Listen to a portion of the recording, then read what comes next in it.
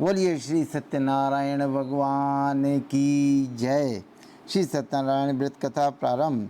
केले के खंभे, आम के पत्ते, पंच पल्लव, सोने की प्रतिमा, कलश, यज्ञोपवीत, पंचरत्न, वस्त्र, चावल, कपूर, अबीर, गुलाब की फूल, धूप, दीप, पुष्पों की माला, तुलसी दल, श्रीफल, पान, ऋतुफल, पंचामृत, दूध, दही, अंग वस्त्र, शहद, घृत, शहद, नौवेद, केशर, कलावा, बंधनवार, चौकी इत्यादि। व्रत करने वाला पूर्णिमा व संक्रांति के दिन सायंकाल के समय स्नान आदि से निवृत्त होकर पूजा स्थान में यथास्थान पर बैठकर आसन ले और श्री गणेश, गौरी, विष्णु आदि सभी देवताओं का ध्यान करके पूजन करे और संकल्प करे कि मैं श्री सत्यनारायण स्वामी का पूजन व कथा का श्रवण सदैव करूँगा। पुष्प हाथ में लेकर श्री सत्यनारायण भगवान का ध्यान करे। यज्ञोपवीत पुष्प, धूप, नैवेद्य आदि से युक्त होकर स्तुति करे कि हे भगवान, मैंने श्रद्धापूर्वक फल, जल आदि सामग्री सब आपको अर्पण की है, इसे स्वीकार कीजिए।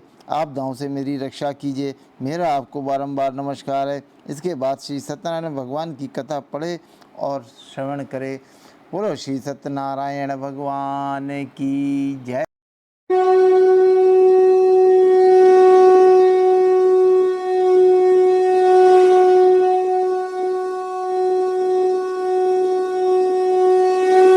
एक समय नौमिचारण तीर्थ में शंकराजी 88,000 ऋषियों ने श्री सूत जी से पूछा कि हे प्रभु, इस कलयुग में वेद विद्या रहित मनुष्यों को प्रभु भक्ति किस प्रकार से मिलेगी तथा उनका उद्धार कैसे होगा। हे मुनिश्रेष्ठ, कोई ऐसा तप कहिए जिससे थोड़े समय में पुण्य प्राप्त हो तथा मनवांछित फल मिले। वो कथा में सुनने की हमारी इच्छा है। सर्वश्रेष्ठ ज्ञाता श्री सूत जी बोले कि हे वैष्णव में पूज्य, आप सबने प्राणियों के हित की बात पूछी है। अब मैं उस श्रेष्ठ व्रत को आप लोगों से कहूँगा जिस व्रत को नारद जी ने लक्ष्मी नारायण भगवान से पूछा था और लक्ष्मीपति ने मुनि श्रेष्ठ नारद से कहा था, सो ध्यान से सुनो।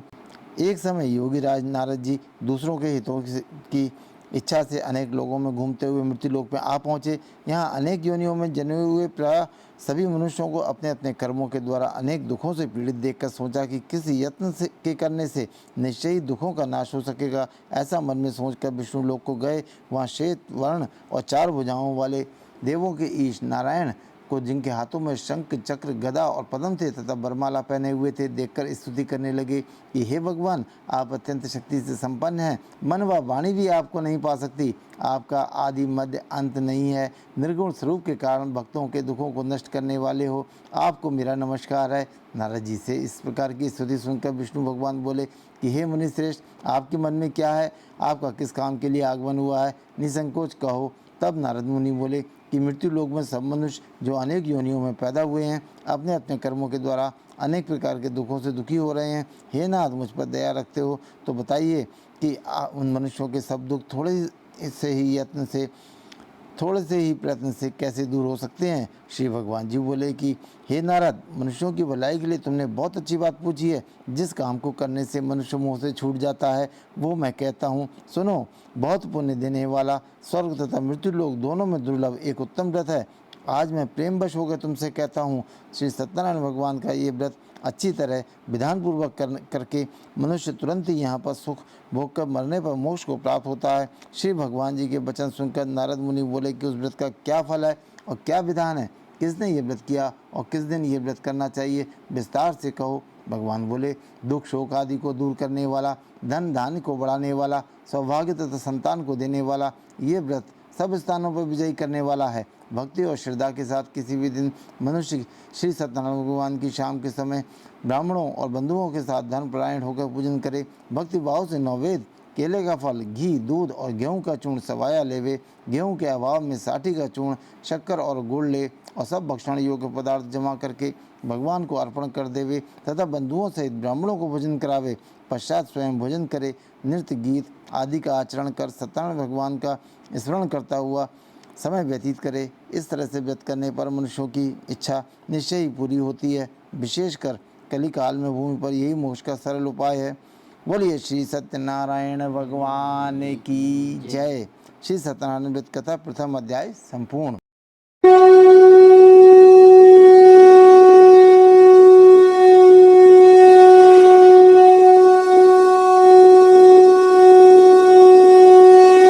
दूसरा अध्याय। सूत जी बोले, ऋषियों, जिसने ये पहले समय में इस व्रत को किया उनका इतिहास कहता हूँ, ध्यान से सुनो। सुंदर काशी पूरी नगरी में एक अत्यंत निर्धन ब्राह्मण रहता था। वो भूख और प्यास से बेचैन हुआ नृत्य पृथ्वी पर घूमता था। ब्राह्मणों से प्रेम करने वाले भगवान ने ब्राह्मण को दुखी देखकर बूढ़े ब्राह्मण का रूप धर कर उसके पास जाकर आदर से पूछा कि हे विप्र, नित्य दुखी हुआ पृथ्वी पर क्यों घूमता है? श्रेष्ठ ब्राह्मण, ये सब मुझसे कहो, मैं सुनना चाहता हूँ। ब्राह्मण बोला, मैं निर्धन ब्राह्मण हूँ, भिक्षा के लिए पृथ्वी पर फिरता हूँ। हे भगवान, यदि आप इसका उपाय जानते हो तो कृपा करके कहें। वृद्ध ब्राह्मण बोला कि सत्यनारायण भगवान मनवांछित फल देने वाले हैं, इसलिए हे भगवान ब्राह्मण, तुम उनका पूजन कर, जिनके करने से मनुष्य सब दुखों से मुक्त होता है। ब्राह्मण को व्रत का सारा विधान बताकर बूढ़े ब्राह्मण का रूप धारण करने वाले सत्यनारायण भगवान अंतर्ध्यान हो गए। जिस व्रत को ब्राह्मण ने बताया है, मैं उसको करूँगा, ये निश्चय करने पर उसे रात में नींद नहीं आई। वो सवेरे उठकर सत्यनारायण भगवान के व्रत का निश्चय कर भिक्षा के लिए चला गया। उस दिन उसको भिक्षा में बहुत धन मिला, जिससे बंधु बांधवों के साथ उसने सत्यनारायण भगवान का व्रत किया। इसके करने से वो विप्र सब दुखों से छूटकर अनेक प्रकार की संपत्तियों से युक्त हुआ। उस समय वो विप्र हर मास व्रत करने लगा। इस तरह से सत्यनारायण भगवान के व्रत को जो करेगा वो सब पापों से छूटकर मोक्ष को प्राप्त होगा। आगे जो पृथ्वी पर श्री सत्यनारायण भगवान का व्रत करेगा वो मनुष्य सब दुखों से छूट जाएगा। इस तरह से नारद जी से नारायण का कहा हुआ ये व्रत मैंने तुमसे कहा। हे विप्रो, मैं अब और क्या कहूँ? ऋषि बोले कि हे मनुष्यों, संसार में इस विप्र से सुनकर किस किस ने इस व्रत को किया और हम सब सुनना चाहते हैं, इसके लिए हमारे मन में श्रद्धा है। सूत जी बोले कि हे मुनियों, जिसने इस व्रत को किया वो सब सुनो। एक समय एक विप्र धन और ऐश्वर्य के अनुसार बंधु बांधवों के साथ व्रत करने को तैयार हुआ। उसी समय एक लकड़ी बेचने वाला बूढ़ा आदमी आया और बाहर लकड़ियों को रखकर विप्र के मकान में गया। प्यास से दुखी लकड़हारा उसको व्रत करते हुए देखकर विप्र को नमस्कार करके कहने लगा कि ये आप क्या कर रहे हैं और इसके करने से क्या फल मिलता है? कृपा करके मुझसे कहो। ब्राह्मण ने कहा, ये सब मनोकामनाओं को पूर्ण करने वाला श्री सत्यनारायण भगवान का व्रत है। इसकी ही कृपा से मेरे यहाँ धन दान आदि में वृद्धि हुई है। विप्र से इस व्रत के बारे में जानकर लकड़हारा बहुत प्रसन्न हुआ। तब वो चरणामृत लेकर प्रसाद खाने के बाद अपने घर को गया। लकड़हारे ने अपने मन में इस प्रकार का संकल्प किया कि आज ग्राम में लकड़ी बेचने से जो भी धन मिलेगा उसी से मैं श्री सत्यनारायण भगवान का उत्तम व्रत करूंगा। ये मन में विचार करके वो बूढ़ा आदमी लकड़ियां अपने सिर पर रखकर जिस नगर में धनवान लोग रहते थे वो ऐसे सुंदर नगर में गया। उस रोज़ वहाँ पर उसे उन लकड़ियों का दाम पहले दिनों से चौगुना मिला।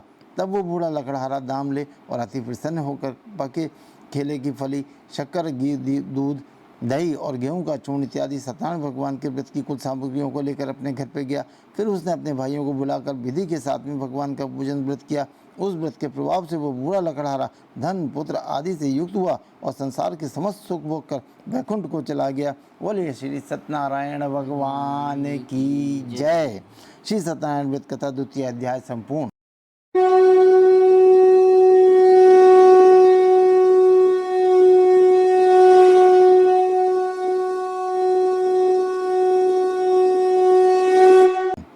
तीसरा अध्याय।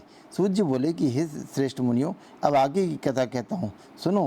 पहले समय में उल्कामुख नाम का एक बुद्धिमान राजा था। वो सत्यवक्ता और जितेंद्रिय था। वो प्रतिदिन देव स्थानों पर जाता और गरीबों को धन देकर उनके कष्ट दूर करता था। उसकी पत्नी कमल के समान मुख वाली और सती साध्वी थी। भद्रशिला नदी के तट पर उन दोनों ने श्री सत्यनारायण भगवान का व्रत किया। उस समय वहाँ पे एक साधु वैश्य आया। उसके पास व्यापार के लिए बहुत सा धन था। वो नाव को किनारे पर ठहरा कर राजा के पास में आ गया और राजा को व्रत करते हुए देखकर विनय के साथ में पूछने लगा कि हे राजन, भक्ति चित्त से ये आप क्या कर रहे हैं? मेरी भी सुनने की इच्छा है, सो आप मुझे भी बताइए। राजा बोला कि हे साधु, अपने बंधु बांधवों के साथ में पुत्र आदि की प्राप्ति के लिए एक महाशक्तिमान सत्यनारायण भगवान का व्रत व पूजन किया जा रहा है। राजा के ऐसे वचन सुनकर साधु आदर से बोला कि हे राजन, मुझसे इसका सब विधान कहो, मैं भी आपके कथानुसार इस व्रत को करूँगा। मेरे भी कोई संतान नहीं है और इससे निश्चय ही होगी। राजा से सब विधान सुन व्यापार से निवृत्त होकर वो आनंद के साथ में घर पर गया। साधु ने अपनी स्त्री से संतान देने वाले उस व्रत का समाचार सुनाया और कहा कि जब मेरे संतान होगी तब मैं इस व्रत को करूँगा। साधु ने ऐसे वचन अपनी स्त्री लीलावती से कहे। एक दिन उसकी स्त्री लीलावती पति के साथ में आनंदित होकर सांसारिक धर्म में प्रवृत्त होकर श्री सत्यनारायण भगवान की कृपा से गर्भवती हो गई और 10वें महीने में उसके एक सुंदर कन्या का जन्म हुआ। कन्या दिनों दिन इस तरह से बढ़ने लगी जैसे शुक्ल पक्ष का चंद्रमा बढ़ता है। कन्या का नाम कलावती रखा गया। तब लीलावती ने मीठे शब्दों में अपने पति से कहा कि जो आपने संकल्प किया था कि भगवान का व्रत करूंगा, अब आप उसे करिए। साधु जी बोले कि हे प्रिय, इसके विवाह पर करूँगा। इस प्रकार अपनी पत्नी को आश्वासन देके वो नगर को गया। कलावती प्रतिगृह में वृद्धि को प्राप्त हुई। साधु ने जब नगर में सखियों के साथ में अपनी पुत्री को देखा तो तुरंत ही दूत को बुलाकर कहा कि पुत्री के वास्ते कोई सुयोग्य वर देख कर लाओ। साधु की आज्ञा पाकर दूत कंचन नगर पहुंचा और वहां पर खोज और देखभाल कर लड़की के लिए सुयोग्य वाणिक पुत्र को ले आया। उस सुयोग्य लड़के को देखकर साधु ने अपने बंधु बांधवों सहित प्रसन्नचित्त अपनी पुत्री का विवाह उसके साथ में कर दिया, किंतु दुर्भाग्य से विवाह के समय भी उस व्रत को करना भूल गया। तब भगवान क्रोधित हो गए और शाप दिया कि तुम्हें दारुण दुख प्राप्त होगा। अपने कार्य में कुशल साधु बनिया जामाता सहित समुद्र के समीप स्थित रत्नपुर नगर में गया। वहाँ दोनों ससुर और जमाई चंद्रकेतु राजा के उस नगर में व्यापार करने लगे। एक रोज भगवान श्री सत्यनारायण भगवान की माया से प्रेरित कोई चोर राजा का धन चुरा कर भागा जा रहा था, किंतु राजा के दूतों को आता देखकर चोर ने घबराकर भागते हुए राजा के धन को वहीं चुपचाप रख दिया जहाँ ससुर जमाई ठहरे हुए थे। जब दूतों ने उस साधु वैश्य के पास राजा के धन को रखा हुआ देखा तो दोनों को बांध करके ले गए और प्रसन्नता से दौड़ते हुए राजा के समीप जाकर बोले कि ये दो चोर हम पकड़ करके लाए हैं, देख कर आज्ञा थे। तब राजा की आज्ञा से उनको कठिन कारावास में डाल दिया और जितना धन उनका था सब छीन लिया। श्री सत्यनारायण भगवान के शाप द्वारा उसकी पत्नी भी घर पर बहुत दुखी हुई और घर पर जो धन रखा था उसे चोर चुरा कर ले गए। शारीरिक व सामाजिक पीड़ा व भूख प्यास से अति दुखित होकर अन्न की चिंता में कलावती एक ब्राह्मण के घर पर गई। वहाँ उसने श्री सत्यनारायण भगवान का व्रत होते हुए देखा, फिर कथा सुनी और प्रसाद ग्रहण कर रात को घर पर आई। माता ने कलावती से कहा, हे पुत्री, अब तक तो कहाँ रही और तेरे मन में क्या है? कलावती बोली कि हे माता, मैंने एक ब्राह्मण के घर पर श्री सत्यनारायण भगवान का व्रत होते हुए देखा है। कन्या के वचन सुनकर लीलावती भगवान की पूजा की तैयारी करने लगी। लीलावती ने परिवार और बंधुओं सहित श्री सत्यनारायण भगवान का पूजन किया और वर मांगा कि मेरे पति और दामाद शीघ्र आ जावें। साथ ही प्रार्थना की कि हम सबका अपराध क्षमा करें। श्री सत्यनारायण भगवान इस व्रत से संतुष्ट हो गए और राजा चंद्रकेतु को शब्द में दर्शन देकर कहा कि हे राजन, दोनों वैश्यों को प्रातः ही छोड़ दो, उनका सब धन जो तुमने ग्रहण किया है दे दो, नहीं तो मैं तेरे धन राजपुत्र आदि को नष्ट कर दूंगा। राजा से ऐसे वचन कहकर भगवान अंतर्ध्यान हो गए। प्रातःकाल राजा चंद्रकेतु ने सभा में शब्द सुनाया कि दोनों वाणिक पुत्रों को कैद से मुक्त कर सभा में बुलाया और कहा कि हे महानुभावों, भावी वर्ष तुम्हें ऐसा कठिन दुख प्राप्त हुआ है, अब तुम्हें कोई भय नहीं है। ऐसा कहकर राजा ने उनको नए नए वस्त्राभूषण पहनाए तथा उनका जितना धन लिया था उससे दूना करके आदर से विदा किया। दोनों वैश्य अपने घर को चल दिए। बोलिए श्री सत्यनारायण भगवान की जय। श्री सत्यनारायण व्रत कथा तृतीय अध्याय संपूर्ण।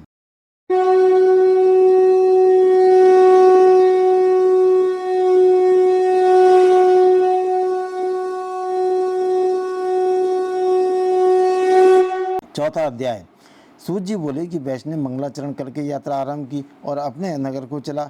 उनके थोड़ी दूर निकलने पर दंडी बेशधारी श्री सत्यनारायण भगवान ने उनसे पूछा कि हे साधु, तेरी नाव में क्या है? अभिमानी वाणिक हंसता हुआ बोला कि हे दंडी, आप क्यों पूछते हो? क्या धन लेने की इच्छा है? मेरी नाव में तो बेल और पत्ते भरे हुए हैं। वैश्य का कठोर वचन सुनकर भगवान ने कहा, तुम्हारा वचन सत्य हो। दंडी ऐसा कहकर वहाँ से दूर चले गए। कुछ दूर जाकर समुद्र के किनारे बैठ गए। दंडी के जाने के बाद वैश्य ने नृत्य क्रिया करने के बाद नाव को ऊंची उठी देखकर अचंभा किया तथा नाव में बेल पत्ते आदि देखकर मूर्छित होकर जमीन पर गिर पड़ा। फिर मूर्छा खुलने पर अत्यंत शोक प्रकट करने लगा। तब उनका दामाद बोला कि आप शोक ना करें, ये दंडी का शाप है, अतः उनकी शरण में चलना चाहिए, तभी हमारी मनोकामना पूरी होगी। दामाद के वचन सुनकर दंडी के पास पहुंचा और अत्यंत भक्तिभाव से नमस्कार करके बोला कि मैंने जो आपसे असत्य वचन कहे थे उनको क्षमा करो। ऐसा कहकर महान शोकातुर होकर रोने लगा। तब दंडी भगवान बोले कि हे वाणिक पुत्र, मेरी आज्ञा से बार बार तुम्हें दुख प्राप्त हुआ है, तू मेरी पूजा से विमुख हुआ। साधु बोला, आपकी माया से ब्रह्मा आदि भी आपके रूप को नहीं जानते, तब मैं अज्ञानी कैसे जान सकता हूँ? आप प्रसन्न हो जाइए, मैं सामर्थ्य के अनुसार आपकी पूजा करूँगा, मेरी रक्षा करो और पहले के समान नौका में धन भर दो। उसकी भक्ति युक्त वचन सुनकर भगवान प्रसन्न हो उसकी इच्छा अनुसार भर दे के अंतर्ध्यान हो गए। तब उन्होंने नाव पर आकर के देखा कि नाव धन से परिपूर्ण है। फिर वो भगवान श्री सत्यनारायण भगवान का पूजन कर साथियों सहित अपने नगर को चला। जब अपने नगर को निकट पहुंचा तो दूत को घर भेजा। दूत ने साधु के घर पर पहुंचकर उसकी स्त्री को नमस्कार करके कहा कि साधु अपने दामाद सहित इस नगर के समीप आ गए हैं। ऐसे वचन सुनकर साधु की स्त्री ने बड़े हर्ष के साथ में श्री सत्यनारायण भगवान का पूजन कर पुत्री से कहा कि मैं अपने पति के दर्शन को जाती हूँ, तो कार्य पूर्ण करके शीघ्र आ। माता के ऐसे वचन सुनकर कलावती प्रसाद छोड़कर पति के पास में गई। प्रसाद की अवज्ञा के कारण सत्यदेव ने रुष्ट हो उसके पति को नाव सहित पानी में डुबो दिया। कलावती अपने पति को न देखकर रोती हुई जमीन पर गिर पड़ी। इस तरह से नौका को डूबा हुआ तथा कन्या को रोता हुआ देखकर दुखी होकर साधु बोला कि हे प्रभु, मुझसे या मेरे परिवार से जो भूल हुई है उसे क्षमा करो। उनके दीन वचन सुनकर सत्यदेव भगवान प्रसन्न हो गए और आकाशवाणी हुई कि हे साधु, तेरी कन्या मेरे प्रसाद को छोड़कर आई है, इसलिए इसका पति अदृश्य हुआ है। ऐसी आकाशवाणी सुनकर कलावती ने घर पहुंचकर प्रसाद खाया, फिर आकर पति के दर्शन किए। तत्पश्चात साधु ने बंधु बांधुओं सहित सत्यदेव भगवान का विधि पूर्वक पूजन किया।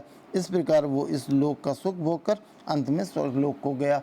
बोलिए श्री सत्यनारायण भगवान की जय। श्री सत्यनारायण व्रत कथा चतुर्थ अध्याय संपूर्ण।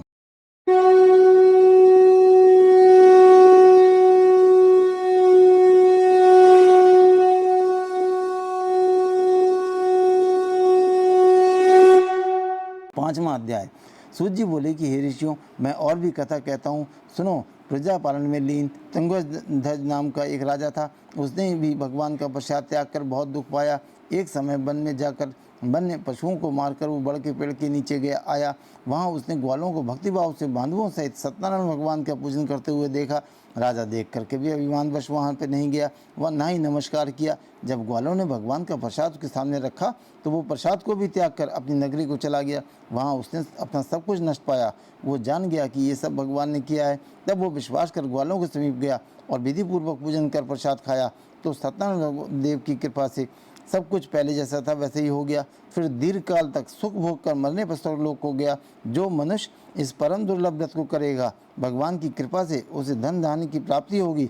निर्धन धनी बंदी बंधन से मुक्त होकर निर्भय हो जाता है। संतानहीनों को संतान की प्राप्ति होती है तथा सब मनोरथ पूर्ण होकर अंत में वैकुंठ धाम को जाता है। जिन्होंने पहले इस व्रत को किया, अब उनके दूसरे जन्म की कथा कहता हूँ। वृद्ध श्रद्धावान ब्राह्मण ने सुदामा का जन्म लेकर मोक्ष को पाया। उल्कामुख नाम का राजा दशरथ होकर वैकुंठ को प्राप्त हुआ। साधु नाम के वैष्णव ने मोरध्वज बनकर अपने पुत्र को आरे से चीर कर मोक्ष को प्राप्त किया। महाराज तुंगध्वज ने स्वयंभू होकर भगवान में भक्ति युक्त हो कर्म कर मोक्ष को प्राप्त किया। बोलिए श्री सत्यनारायण भगवान की जय। श्री सत्यनारायण व्रत कथा पंचम अध्याय संपूर्ण।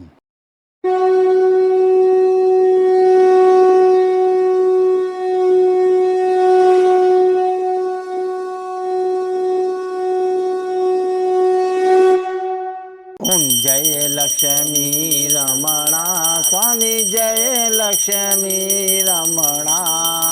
सत्यनारायण स्वामी जतन अतक हरणा। ओम जय लक्ष्मी रमणा। रतन जड़ित सिंहासन अद्भुत छविराजे। नारद करत निरंजन घंटा धनि बाजे। जय लक्ष्मी रमणा। प्रकट भये कलिकाल द्विज को दर्श दियो। बूढ़ा ब्राह्मण बन कर कंचन महल कियो। ओम जय लक्ष्मी रमणा। दुर्बल भील कराल इन पर कृपा करी। चंद्रचूड़ एक राजा तिनकी विपत्ति हरी। ओम जय लक्ष्मी रमणा। वैश्य मनोरथ पायो शरदा तज दीनी। सो फल भोग्यो प्रभु जी फिर स्तुत कीनी। ओम जय लक्ष्मी रमणा। भाव भक्ति के कारण छिन रूप धरो। शरदा धारण कीनी तिनको काज सरो।